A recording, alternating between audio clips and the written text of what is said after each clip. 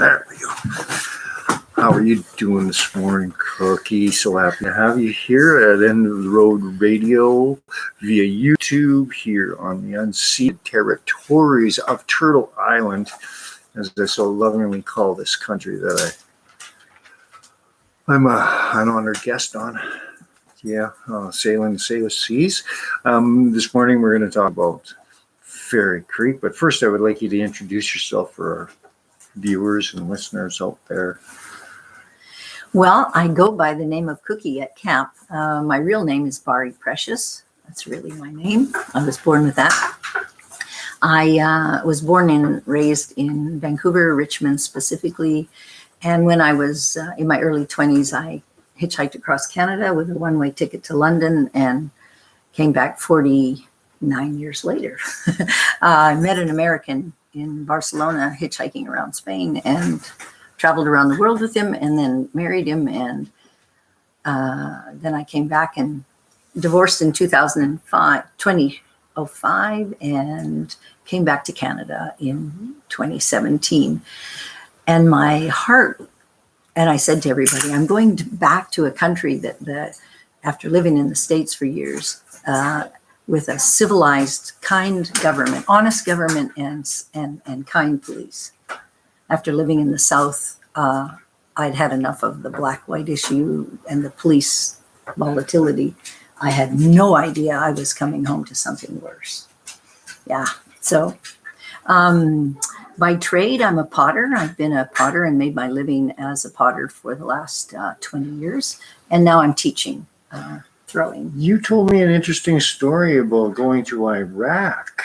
Iran. Oh, Iran. Okay. Iran, yeah. Could you just tell us a little bit more about that, just briefly? Sure. In hitchhiking through Iran, and you could in the early 70s, fell in love with the country, got picked up by a busload of Kent State University exchange students who had a box of Subway sandwiches. You haven't had a Subway sandwich in forever.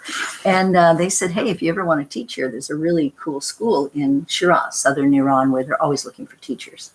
So we continued going around the world, and 2 years later went back to teach there.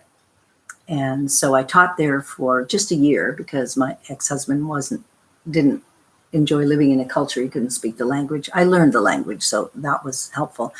And then 3 years later, I went back with Ohio State University as an archaeological potter. And so I worked in the field that they'd been digging for 16 years. And they had a grant from National Geographic for a specialist, and I got to go.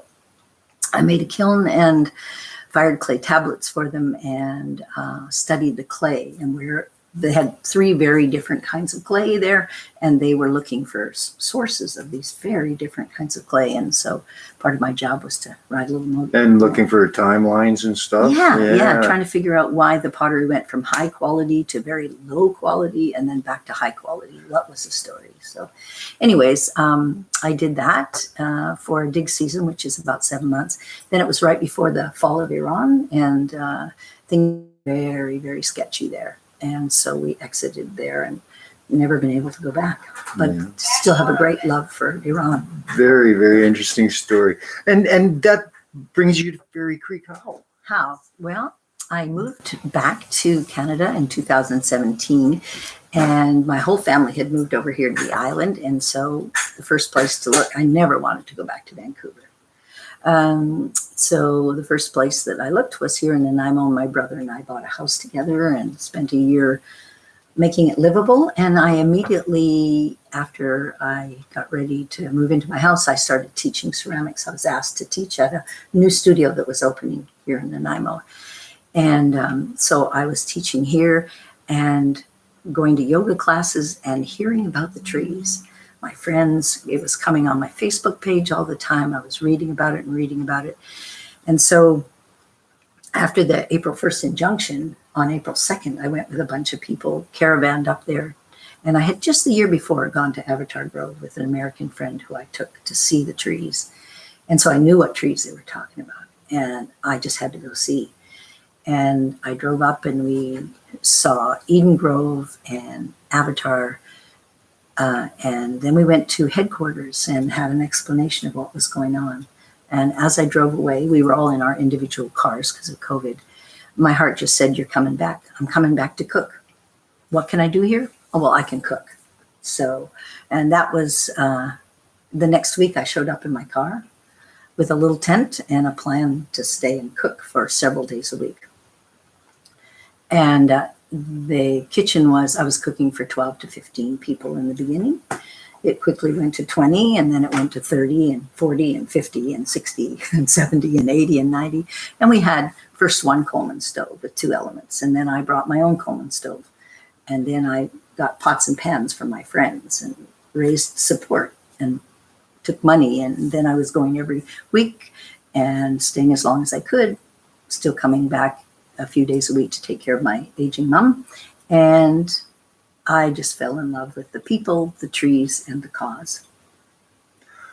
Yeah, I remember meeting you in late May. No, it was. Was it early May? Yeah, early May. early Yeah, April, I think. and I saw the numbers fluctuate. Like they would go from, like you said, 12 to 15 people, and then on a weekend there would be 200 people there, and it was just amazed me how you went from creating a menu for 15, because there was never any leftovers, but everybody always got something to eat.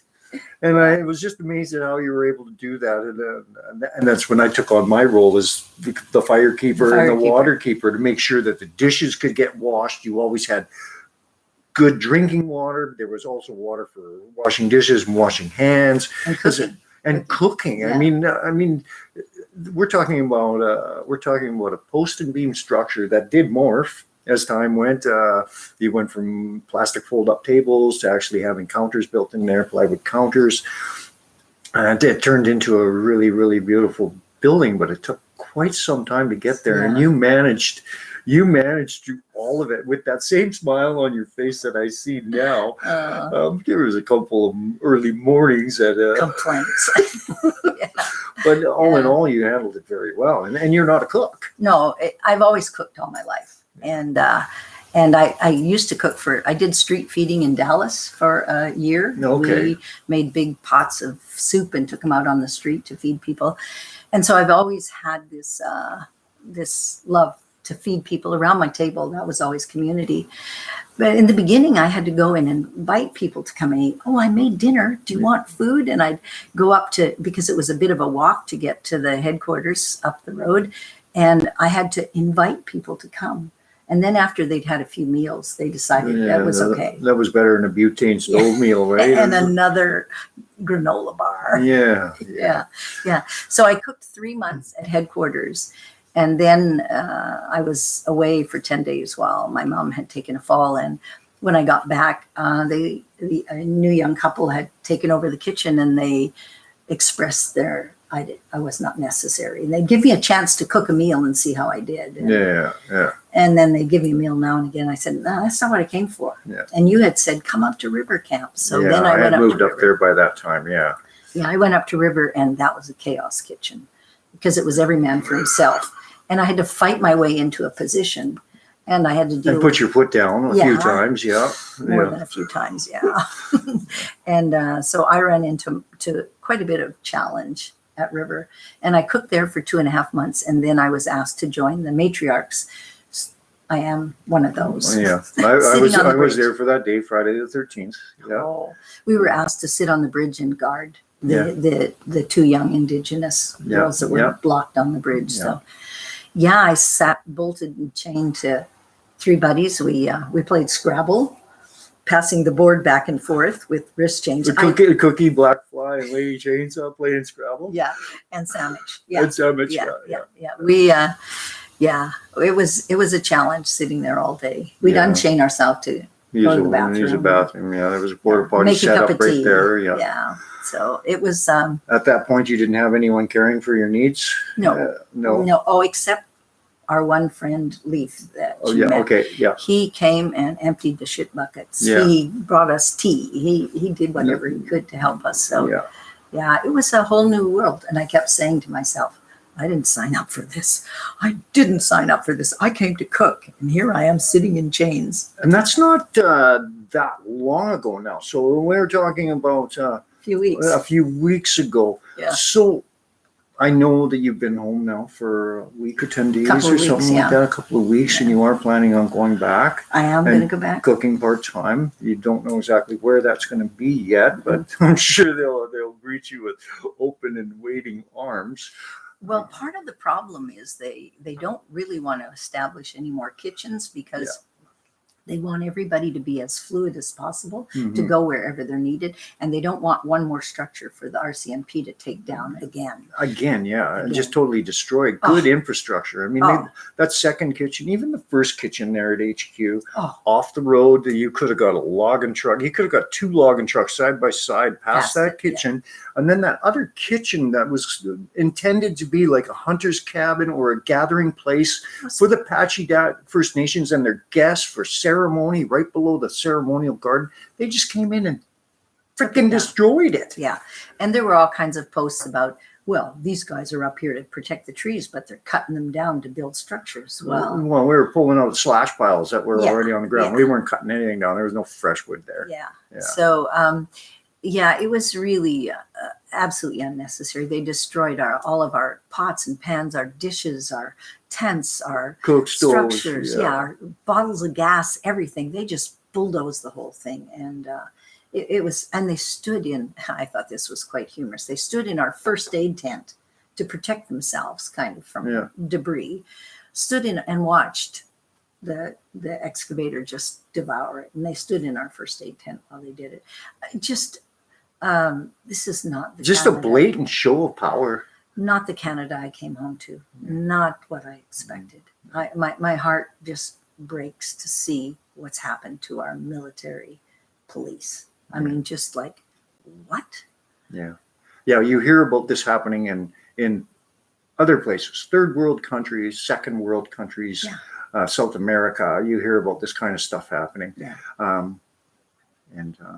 I have to say, right here in I our was backyard. never treated as poorly by the police in Missouri and Texas as I was the RCMP here. So tell us a little bit about your experience with the RCMP. I know that you had some trials and tribulations, car keys missing. They somehow ended up with the keys to my car for 11 days. I couldn't get off the mountain because I wasn't going to leave my car, which is valuable to me. My first arrest was kind of a funny thing. The matriarchs decided they were in the kitchen area, the eating area and food prep area, a bunch of older women, and they were making signs, and they were going to go tie themselves to Teal Jones' lot in Massachi and protest, right? And they were trying to make signs with felt tip markers on heavy canvas stuff. And I said, you guys got paint there.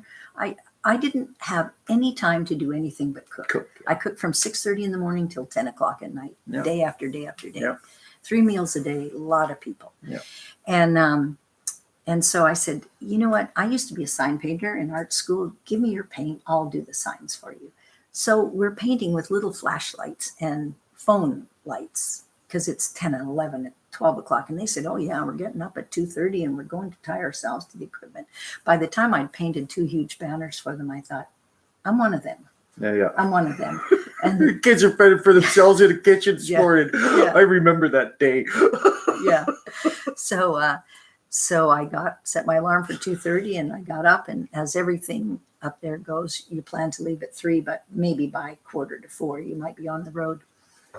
And I drove in Rainbow Eyes' car, and she drove like a bat out of hell in this parade of vehicles going back to Massachi through the mountains in the dark.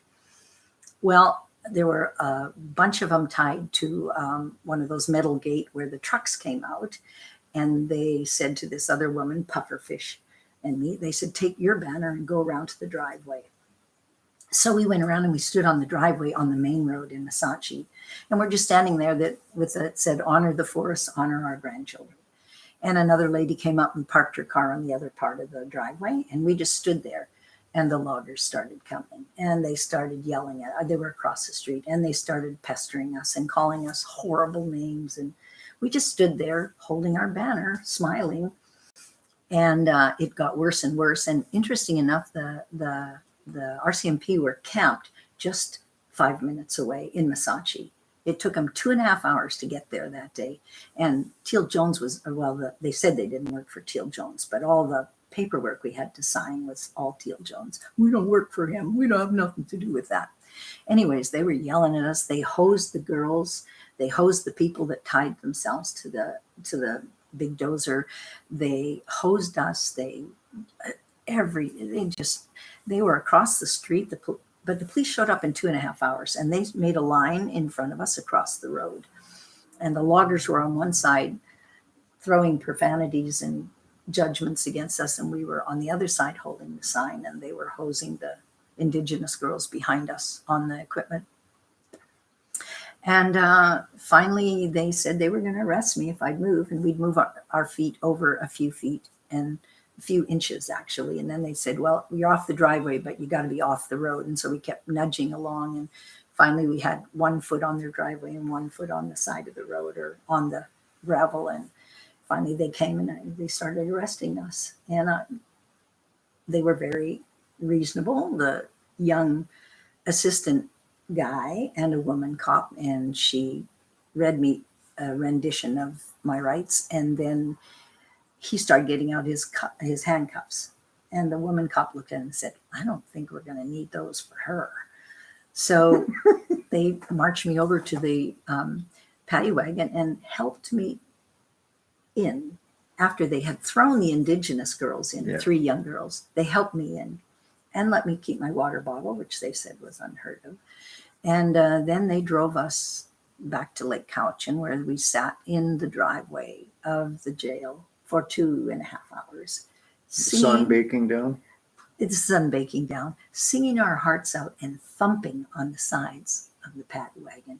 And the girls in the other paddy wagon were responding. We sang every love song, every Beatles song. We thumped, we sang Indigenous songs. And they kept coming to us and opening the door and saying, will you keep it down? You're bothering the neighbors, who all had signs, we love loggers, on their balconies. Yeah. So and then they took my picture, they took my name, and they said, you're free to go. They walked us to the edge. Did you get a charge? Nope. So it was a catch and release. Catch and release. Yeah. They've done, they say there's been 900 and almost 1,000 arrests now.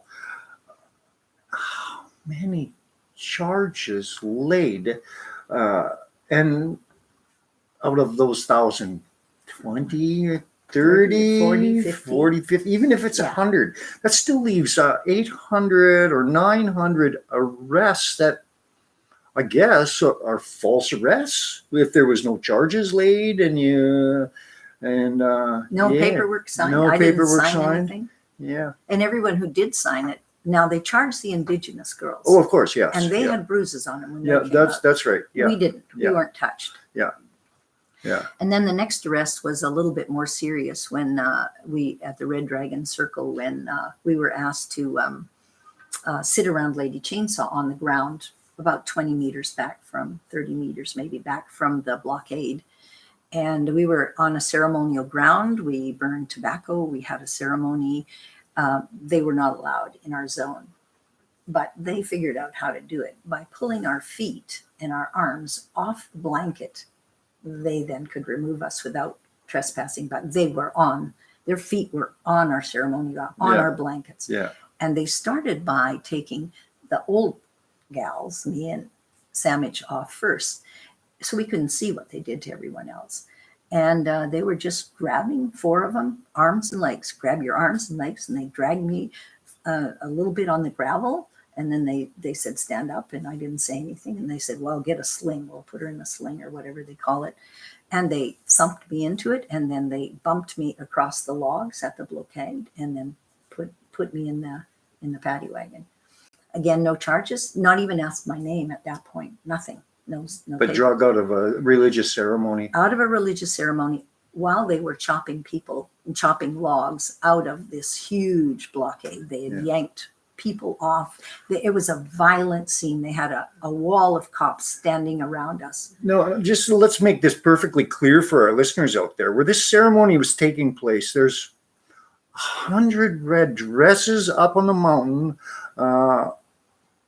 which some around they stumps. moved. They Yeah. had taken some down so they could bring their excavator out the Yeah, road. no, They weren't on the road. there was ceremony performed at that particular spot back in May, when we had that red dress ceremony, and it was to commemorate the murdered and missing women across this whole country. And these so-called police communities to serve and protect are now coming in and blatantly destroying destroying the Yeah. whole ground. We're not talking about on the road here now, folks. We're talking in the ceremonial place. where there were big circles of rocks and bark laid, Yeah. where there was a commemorative piece of prose written by Black Fly for the Indigenous missing women having a voice. What an That was insult gone. that is in itself. And to pull the dresses down that were hanging on the sides of the roads, not on the road, Yeah. to pull them down. And we said that was wrong. And they said, well, we're taking them down so we can bring the equipment in and we'll present them to the Indigenous people. We never saw those dresses again. Yeah. And it was absolute chaos. They were yanking people. They were cutting with chainsaws and letting one chainsaw, a guy said, oh, I've never been trained with this. And he puts it up on the back of a car that was part of the blockade, and it rolls off into the pit and lands on someone's chest. It's like, it was just, and they were angry. I mean, they were angry, and they stood in this line around us before they approached us, and they wouldn't even make eye contact. They looked at the ground, they looked around. Well, how can you when you're a coward, right? No. Yeah. Yeah, and I got a little angry with one of them. We were just sitting there, and I just said to them, I said, so is this Saturday night when you're sitting in the bar with your buddies, how many beers is it going to take to tell your story about what you're doing to us now? Yeah. What's it to you? What's it to you? And he would just kind of smirk and look away from me. And it was like, I've never seen anything like it. I have never seen it. And I've never experienced being yanked around by that.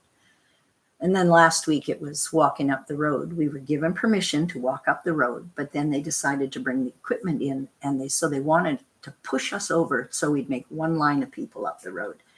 And this big woman cop came up behind me and with her hands just pushed me as hard as she could into a group of people. It's unnecessary. I'm 73 years Was she old. short blonde hair?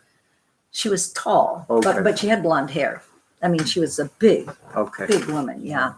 And it's like, I just, after she passed me, I just stepped back and got closer and closer to the equipment, just defiantly. I've never been defiant like that before. And it's just like, they just raise everything up in you. And my keys finally got back to me when one of our photographers / medics saw 2 sets of keys sitting on a cement block by the front entrance while they were pepper spraying everybody. She saw the keys, and they knew 2 sets of keys were missing from River Camp to move vehicles. And she worked her way down with her camera and snatched the keys and gave them to Grandma Osa, and that's how I got my keys back. But how the police got my keys? Yeah, and would you have ever got them back? No. I know myself, I've lost 2 vehicles from River Camp that were parked away from River Camp down side roads, and they've stolen both of those vehicles. And I've received no notification. Yeah. So Yeah. I'm about to study my law Yeah. myself, because there's some questions to be answered here about what the police are actually up to, who they're working for, what their motives are. And I mean, it's becoming perfectly clear now. There's been more stuff released about the pension funds for the RCMP, and the Minister of Finance here in British Columbia is also tied up in the whole deal. There's paper and there's money, and I've always said, and everybody's always said, follow the money. And it's perfectly clear that the RCMP are following the money. Yeah. That's why they're up there getting ready to cut down the last 2.7% of our. Well, this is the last intact watershed on Vancouver Island. Oh, well, they said Southern. But Southern Vancouver, well, nonetheless. Yeah. Yeah. Let's not split hairs here. And then enough is enough. Yeah. Yeah. Yeah. And someone told me that when they were throwing everything off the bridge, they were throwing it into the river. Into the river. That's right. And this is the fisheries for the Pachidat Nation. Yeah. And I wonder how the Pachidat Nation feels about the RCMP enforcing this and ruining the water. I wonder about the fish hatchery where we got our clean water, our drinking water all came from that fish hatchery. all through the year, and they're poisoning the waters. Like Yeah. taking vehicles, flipping them upside down. Fluids are leaking into a watershed, oils and transmissions. We didn't have any outhouses near the water sources. We didn't use shampoo, sunscreen, any soap anywhere near the river. Yeah. That was You had taboo. to wash off before you went to the river. Yeah, we had to wash off before you went to the river. We treated that river with sacred respect, and the RCMP come in and do exactly the opposite. And pushing logs off the bridge that had painted signs on. into And the river. creosote lumber, Yeah. treated Just- lumber, and yeah. yeah, it's horrible. Is there any other thoughts you got before we cut these people loose for their busy work day? And when we cut ourselves loose, we got some work to do too. Yeah. In preparation to get back to Fairy Creek. I just think it's so important that people learn the truth about what's going on. And I haven't heard much of the truth in any of the main media. Yeah. And I've talked to people here who have no idea what's going on. I went to the newspaper in Nanaimo, and I said to the young editor, he was in his 30s, I said, I'm a law-abiding citizen. I'm employed by the city of Nanaimo to teach. I thought maybe you might be interested in a firsthand view of what's going on there. And the guy said, well, it's not close enough to Nanaimo to really matter to people here. Yeah. It's not, it's just not a subject. We cover it's up to Lake Cowichan and Souk and Duncan to cover that. It doesn't matter to us here. It wouldn't interest people here. It wouldn't interest people here. This is our air. This is our water. This is our fish. This is our life, our future. Our lungs depend on trees like this. And this is why we're here doing this video, because share it. If you enjoy any of the content, if you get any kind of eye-opening or a glimpse of what life is like at Fairy Creek through these videos, please share them extensively, however you can, across the world if you have the capabilities. I know that these videos here are being seen in South America. We have support in South America with some YouTubers. We got this handled. Yeah. We have to stop this. We have to stop this police brutality. We have to stop the cutting of these trees and the destruction of our water. We have to stop it. Our grandkids aren't going to have a chance. They're not going to have a chance. They're not going to have the life we have. I can see that. Yeah. I can see that. The dark days are upon us. Well, thank you, Cookie, Barry. Thank you for Barry. You're so cute, though. You're like a berry. Thank you for hosting us last night, too. It was nice to be able to drive off my little island, our little island. And see my kitchen. And see your kitchen and enjoy some coffee here this morning and some sunshine from your backyard. And I look forward to seeing you again. And it's been a joy to work with you. I'll likewise, do it again. Yeah, likewise. Back to Fairy Creek. Back to Fairy Creek. We probably went on too long, didn't we? No, we didn't.